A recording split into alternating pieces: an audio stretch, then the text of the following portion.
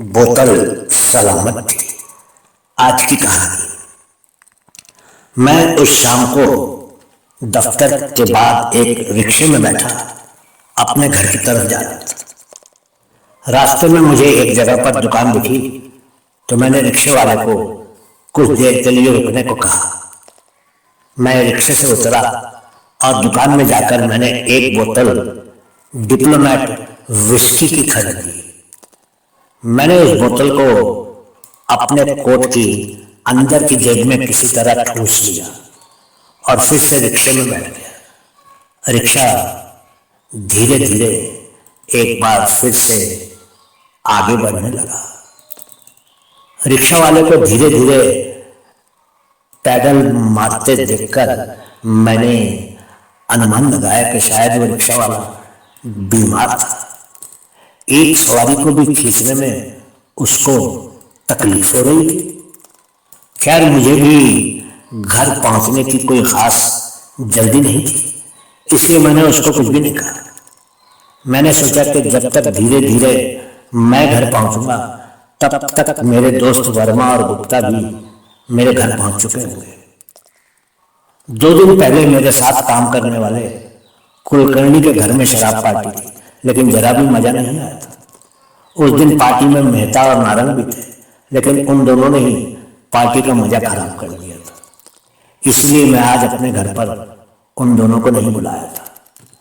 मेहता तो 1-2 पैक पीने के बाद ही बहकने लगता था और अनाप शनाप बोलने लगता था, और नारंग का तो कहने क्या, 2 पैक पीते ही हवा में उड़ने लगता था।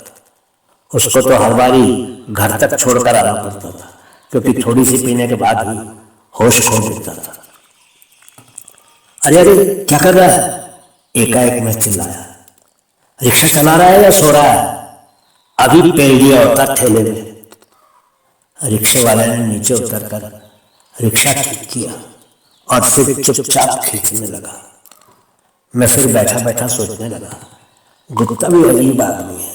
पीछे ही पड़ गया वर्मा के सामने, बोला, पे डे को सोमेश के घर पर गई।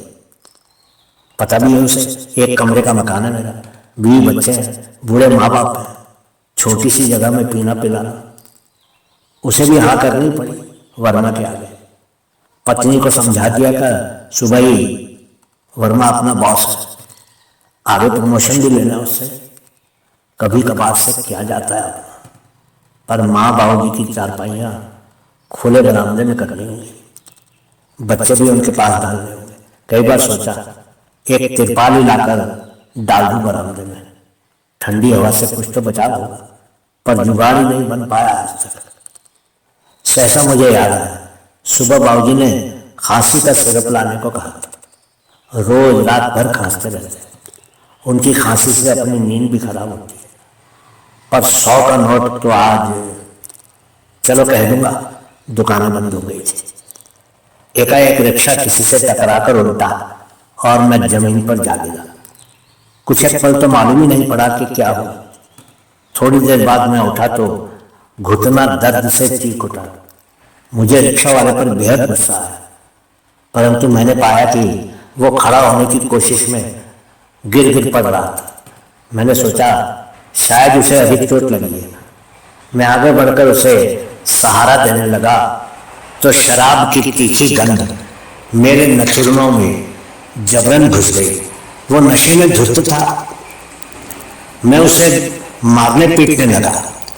इकट्ठा हुए लोगों के बीच बचाव करने पर मैं चिल्लाने लगा, शराब पी रखी है आराम, अभी पहुंचा देता ऊपर, साला शराबी, कोई पैसे वैसे नहीं दूंगा तुझे, जा चला जाए ऐसे, नहीं तो सारा नशा हिरन कर दूंगा, शराबी कहेगा।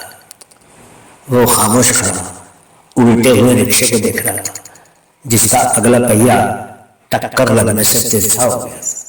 मैंने जलती आंखों से उसकी ओर देखा और फिर पैदल ही घर की ओर चल दिया। रास्ते में कोट की भीतरी जेब को टटोला। मैं खुश था, बोतल सही सलामत थी। बहुत बहुत शुक्रिया।